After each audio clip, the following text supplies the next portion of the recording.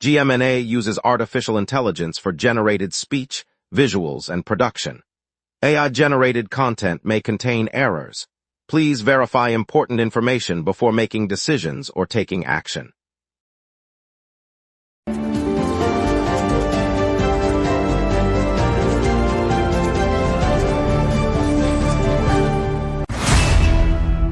Good morning, Montreal. I'm Lauren Dupuis. Volunteers have turned the Arapara du Plateau into a hub for Venezuela earthquake aid, and the city is setting aside $40 million for police body camera rollout. Expect a sweltering heat index of 40 degrees on July 1st. Over to you, Ryan. Carey Price has been inducted into the Hockey Hall of Fame alongside several other legends of the game. The induction ceremony recognized Price's career achievements, his multiple Vezina trophies, and contributions to Canadian hockey. Price played 17 seasons with the Montreal Canadiens, winning 3 Stanley Cups and 2 Olympic gold medals. All right, let's get into it, starting with today's top headlines and what's happening across the city this morning. Good morning, Montreal.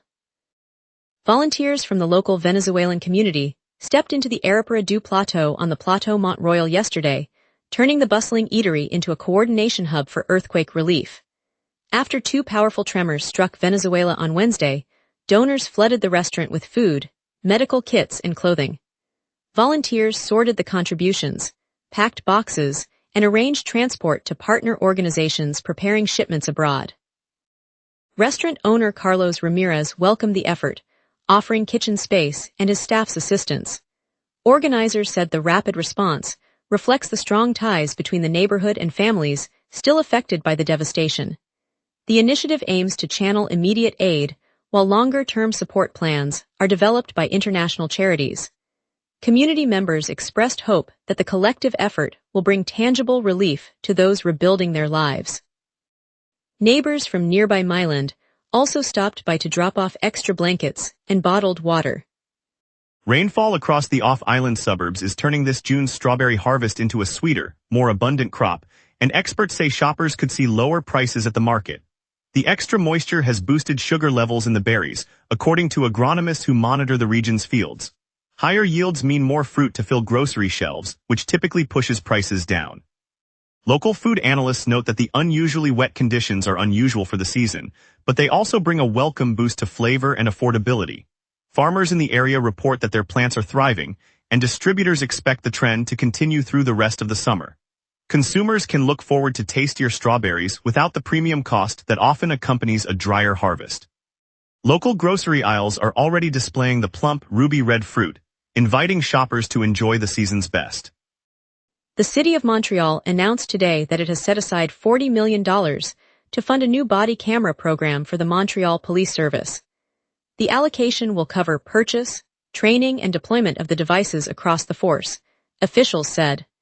The move comes as the municipal government seeks to increase transparency and accountability in policing.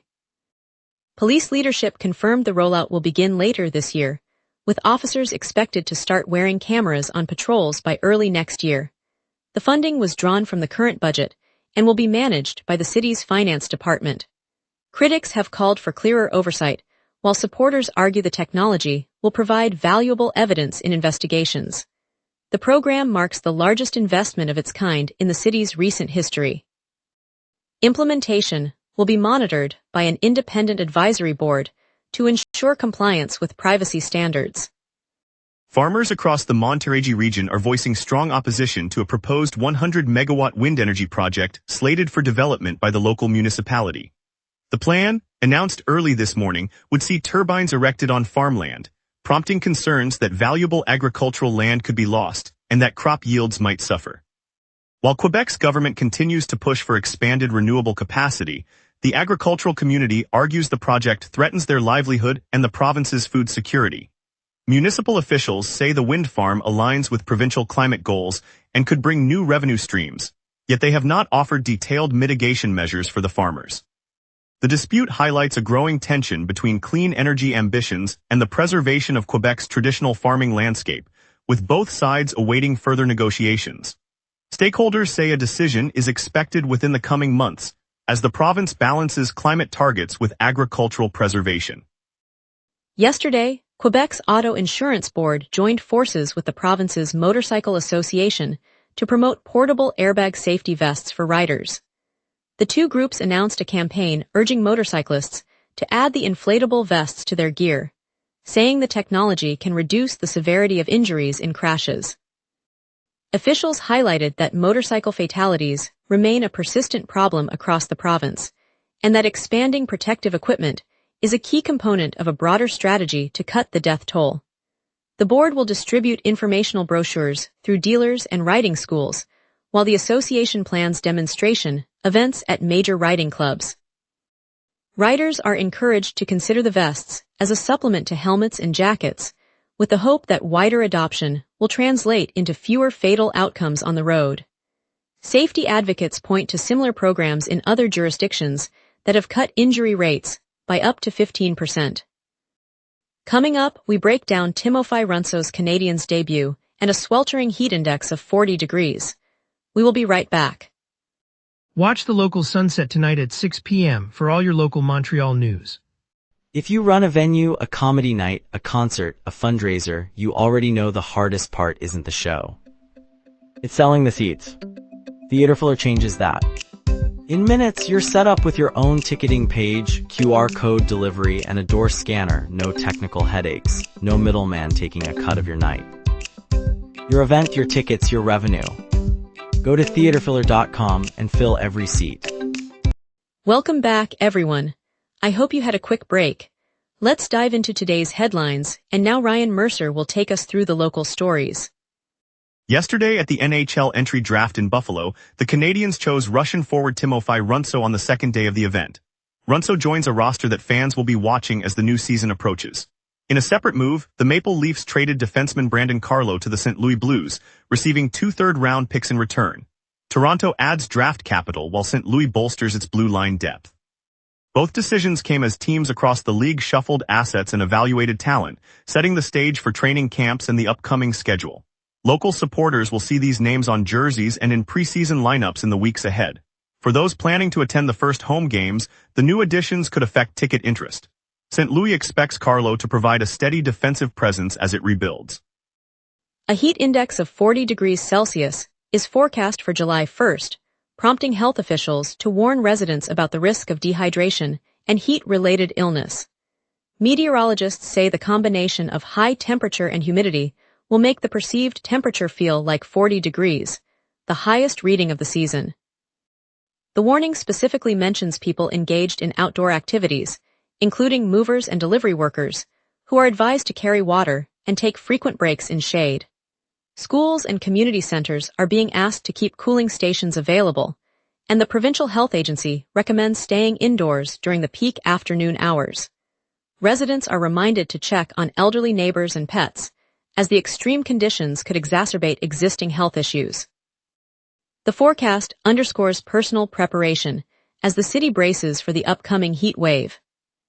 Alberto Contador, the 7-time Grand Tour champion, is set to arrive in Montreal this week to walk cyclists through the road race course slated for the 2026 World Championships. The former champion will join local organizers for a televised preview, pointing out the steep climbs and technical descents that will test riders on Saturday's finale.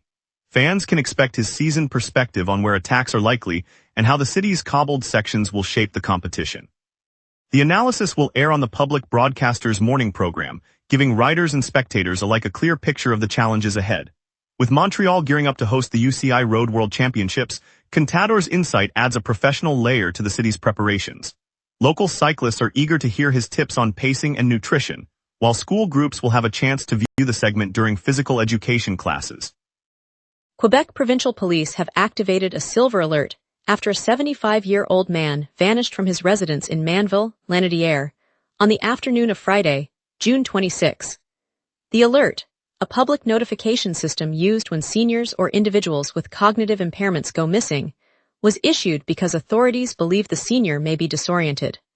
Police confirmed the man was last seen walking away from his home, and the search remains active. The silver alert will be broadcast across the region to assist in locating the missing individual. The alert covers the entire Lanaudière region and neighboring municipalities, and police have deployed search teams and aerial units. Authorities are reviewing surveillance footage from the area. Officials emphasized that the alert will stay in effect until the person is found or the situation is otherwise resolved. The investigation continues as officers coordinate with local resources to locate the 75-year-old. Yesterday, the city of Mercier formally launched a petition aimed at the provincial government to alleviate chronic congestion on Route 138. Officials said the initiative follows years of resident frustration with the thoroughfare, which threads the South Shore and routinely snarls during peak periods. The petition seeks provincial intervention to improve traffic flow and reduce delays that have become a daily obstacle for commuters and local businesses. City leaders highlighted that despite previous studies, the bottleneck persists, prompting this direct appeal. The Quebec government has been urged to consider infrastructure upgrades or traffic management measures. The city intends to submit the signed petition to the Transport Ministry by early July, urging prompt review of improvement plans. Community groups are being asked to sign the document, hoping collective pressure will prompt swift action on the long-standing jam that hampers travel across the area. Let's take a quick look at today's forecast and see how that heat index will feel. A deep westerly jet fuels rapid warming, while steady pressure locks in clear skies for the day. On this date, Montreal's all-time high sits at 31.2 degrees, recorded in 2021 during a lingering heat wave that pushed temperatures well above the June norm. The record low is 9.2 degrees, set in 2024 when an Arctic blast slipped south, snapping daily averages into the single digits. By contrast, the climatological average high hovers around 23 degrees and the average low near 14, making today's 16-degree start feel modestly warm. The moisture level remains unusually high, keeping the dew point near 14 degrees. Zooming into the live radar, the map is completely blank across southern Quebec and the St. Lawrence corridor. No echo circles appear, confirming the absence of rain or snow. The quiet pattern stems from a high-pressure ridge anchored over eastern Ontario, while the fast westerly jet rides aloft, suppressing lift. With no moisture streaming in, the system will stay dry over Montreal through the afternoon, clearing entirely by early evening. At 7 a.m. Montreal sits under a clear sky, temperature 16 degrees, humidity 92%, and a light northwest wind of 5 kilometers per hour. Pressure is near average and holding steady, while a powerful westerly jet at roughly 191 kilometers per hour streams overhead, advecting warm air from the interior. By mid-morning, temperatures climb to 20 degrees, and by noon reach 25 as sunshine intensifies. The afternoon peaks near 27, then eases to 24 by sunset, still mostly clear. UV index 6. The strongest wind gusts will top out at 16 kilometers per hour from the south, well below the 25-kilometer threshold. No weather alerts are active. Looking ahead, Sunday will warm to a high of 28 degrees and dip to 16 at night, with clear skies persisting. Monday mirrors Sunday, offering another dry day and a high of 28. Tuesday introduces a shift. Cloud cover thickens and a frontal boundary brings a 50% chance of rain, while temperatures climb to a high of 30 and a low of 20. Wednesday erupts into the season's hottest spell, clear skies and a high of 33, low 24, driven by the same westerly jet pushing heat inland. Thursday remains warm, partly cloudy, with a high of 31 and a low of 24, before the pattern begins to relax later in the weekend. And that's your weather. Remember, the local sunrise is also available as a podcast. Listen anytime on Amazon Music or wherever you get your podcasts. Up next, traffic, Love MEJEJE Afro R&B Night, and the Ottawa Rapid Hand loss to the Montreal Roses. We will be right back. Watch the local sunset tonight at 6 p.m. for all your local Montreal news. Morning commuters have a clean start. No accidents or road closures have been reported across the island. The Autoroute 15, Autoroute 20, and the Décarie are moving freely with traffic light at normal pace. Saint Laurent Boulevard and St. Helens Street are also clear, no bottlenecks in sight. On the east side, the St. Charles Bridge is operating without delay. Transit riders enjoy uninterrupted service. All metro lines and bus routes are running on schedule. Looking ahead, expect the usual build-up after school lets out, especially on the Décarie and Saint Laurent as students head home. The Autoroute 15 may see a modest rise in volume around the downtown exit in the early afternoon. Drivers should stay alert for the typical rush hour flow near the downtown core. Otherwise, the road network remains open and steady for the rest of the morning. The city's biggest jazz celebration rolls on, with the Festival International de Jazz de Montreal lighting up venues from Place des Arts to intimate clubs, perfect for a sunrise soundtrack or a late-night set. It's a chance to hear world-class talent without leaving town. If you're heading out now, Club Frame is pulsing with Love Mejeje, an Afro R&B experience that blends smooth vocals with dance floor beats, ideal for a sunny afternoon. The setlist fuses African rhythms with modern pop, perfect for dancing on a balcony.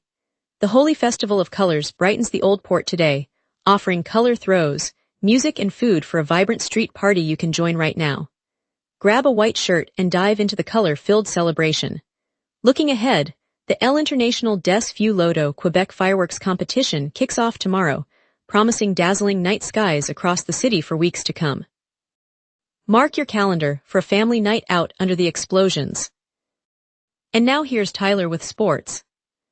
Big moments in Montreal sports, on the pitch and off the ice. A tough result for the Montreal Roses FC in the NSL standings race. Ottawa Rapid handed the Roses a 2-1 defeat in a showdown between the league's top two clubs. The Rapid now sit 4 points clear at the top of the table, according to CBC Sports Soccer. A special civic honor for a familiar number 67. The City of Montreal named Canadiens forward Brendan Gallagher an honorary citizen, with a ceremony held at City Hall. CBC Sports NHL reports the recognition stands as one of the city's highest civic distinctions. Carey Price is headed to hockey's highest honor. The Montreal Canadiens goaltending great has been elected to the Hockey Hall of Fame as part of the 2026 class, joining Patrice Bergeron, Pekka Rinne, Keith Tkachuk, and Cindy Curley, per CBC Sports NHL. Le Drip, downtown Montreal, has just opened its flagship store inside the Eaton Centre on St. Catherine Street West. The homegrown streetwear label, known for its curated sneakers, apparel and accessories, turns the bustling mall into a hub for sneakerheads and casual shoppers alike. The new space showcases limited edition drops alongside a rotating gallery of local art, inviting the neighborhood to explore the city's creative pulse. By anchoring a fresh retail experience in the heart of downtown, Le Drip not only expands its own footprint, but also gives Montreal's youth culture a dedicated stage. It's a reminder that the city's style lives and breathes right here on our streets. Local designers will host pop-ups, and the shop plans weekly sneaker talks to keep the conversation alive. Later, meet the Montreal Volunteers, who turned a local restaurant into a bustling hub delivering aid to Venezuela. Heartwarming community spirit. Coming up tonight at 6, the local sunset. Your neighborhood, your city, your news. From City Hall decisions to the stories happening right on your street, we cover what matters most to Montrealers. Join us tonight at 6 p.m. on GMNA for the local Sunset Montreal's evening newscast. At Place des Festivals, just steps from the illuminated towers of downtown Montreal, the indie soul group Anguin de Poitrine set up their modest stage on a bright Saturday morning. The Montreal Jazz Festival's free outdoor series draws families, cyclists, and coffee-sipping commuters, but today the crowd swelled beyond the usual tide. A sea of umbrellas and bright jackets rolled into the square, and by the time the first chord rang, the space felt more like a community living room than a concert venue. A single saxophone solo drifted over the cobblestones, catching a child's laughter as she chased a wayward balloon, while an elderly couple shared a fresh croissant, their eyes meeting in quiet delight. The band's final song, a joyous chorus about neighborhood streets, sparked spontaneous applause that echoed off the surrounding glass facades, turning strangers into a chorus of shared celebration. The sun lingered low, casting a golden glow that turned each note into warm light, while the scent of coffee and nearby poutine lingered, sealing the memory. In moments like these, the city's rhythm reminds us that music can stitch together strangers into one grateful, humming heart. On a bright Saturday morning in the Plateau, the scent of fresh coffee drifts from the corner cafe where a handful of regulars have gathered around a tiny television, the screen flickering with the live draft from Key Bank Center in Buffalo. Across the room, 12-year-old Maya clutches a well-worn Canadiens jersey, eyes wide as the announcer names the next pick. When the name Gleb Pugakiev appears, a soft gasp ripples through the crowd, followed by a warm chuckle from retired local player Jacques, who remembers the first time he watched a Russian star glide onto the ice. The camera catches a brief moment at the community rink where a group of kids, scarves in blue, white, and red, pause their practice to cheer, their breath forming little clouds in the chilly air. A grandmother, her hands folded around a steaming mug, whispers a hopeful prayer for the young forward, recalling the way hockey once united her own family across continents. In that shared smile, the city feels a little closer, a little brighter, as the Canadians add a fresh thread to their story. It's moments like these that remind us why we love the game. Thank you, Montreal, for joining us on the local sunrise. Tonight's look at volunteers turning a restaurant into a hub for Venezuela earthquake aid reminded us of our community's generosity. We'll be back tomorrow with more stories that matter. Until then, stay safe and enjoy your day.